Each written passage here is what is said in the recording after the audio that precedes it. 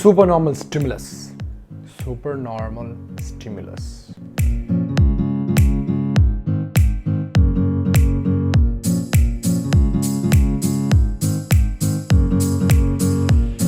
Hi guys, Cherian Kaplan, founder of Ytalife, and today let's look at what supernormal stimulus is and why the food companies of the US, the top 10, spends around $6 to $7 billion annually, if not more, on advertising.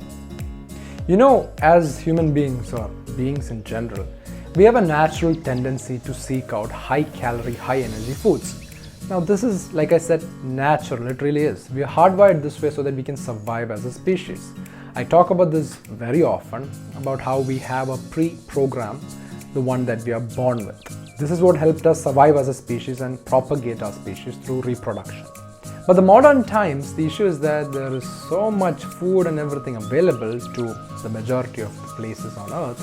And the issue with that is food is available in plenty, which means our tendency to overeat is also pretty high because of our program.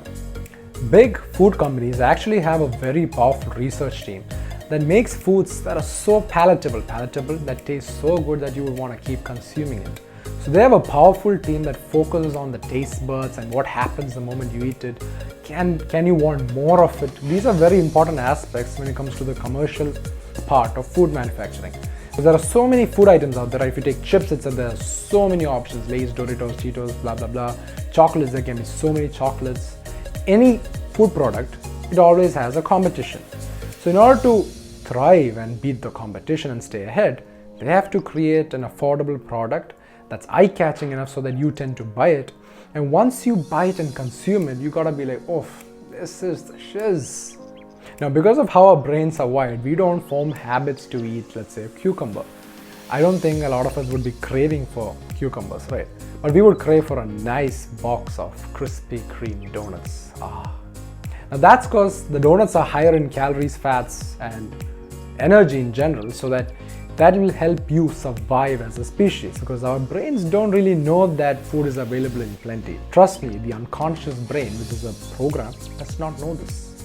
So when you eat a food that's high in calories, dopamine gets released to reinforce this behavior of you wanting to eat more of these foods. So from a food manufacturing company's point of view, they want you to have the behavior of buying more of their foods. It can be fast food like McDonald's, KFC and all that, or it can be your packet food items. In 2012 in the US, the top 10 food manufacturing companies, they spend around $6.9 billion. So that's around 50,000 crores Indian national rupees. And on top of that, the fast food companies spend around $4 billion. That's around 28,000 crores for advertising. The food industry spends this much money because it knows advertising works. Showing you all those colors. Have you seen these ads?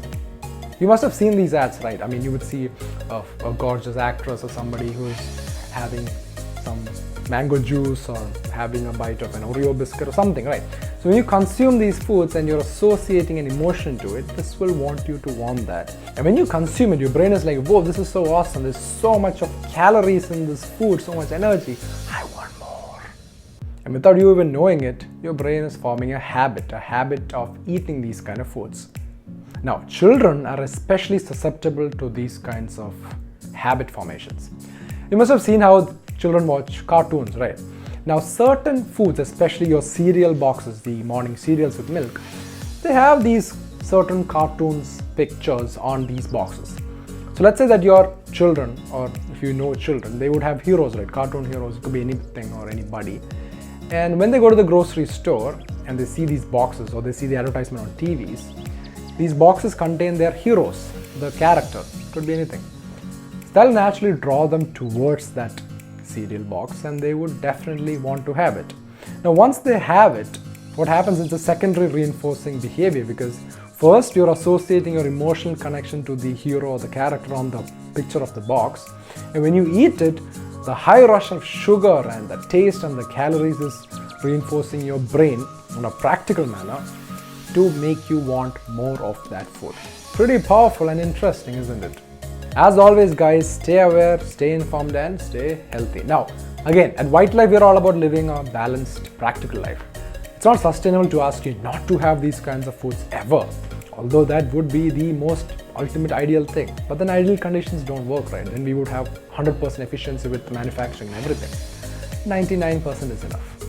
Essentially what I'm trying to say is it's okay to have this occasionally, but you gotta practice conscious moderation control. That is key. That is the important factor there. Have your foods, have a donut once in a while, nothing's gonna happen, don't worry about it. But you gotta make sure that the remainder of the week, the other days you're eating healthy, good food with a lot of fiber, nutrients, moderate amounts of protein, healthy fats, moderate carbohydrates, and at the same time you're also working out, meditating. Your lifestyle should be good. If your lifestyle is good and 90 to 99% of the time you're living healthy, once in a while having some crappy food ain't gonna do anything. That's how we roll at Ytalife. Alright?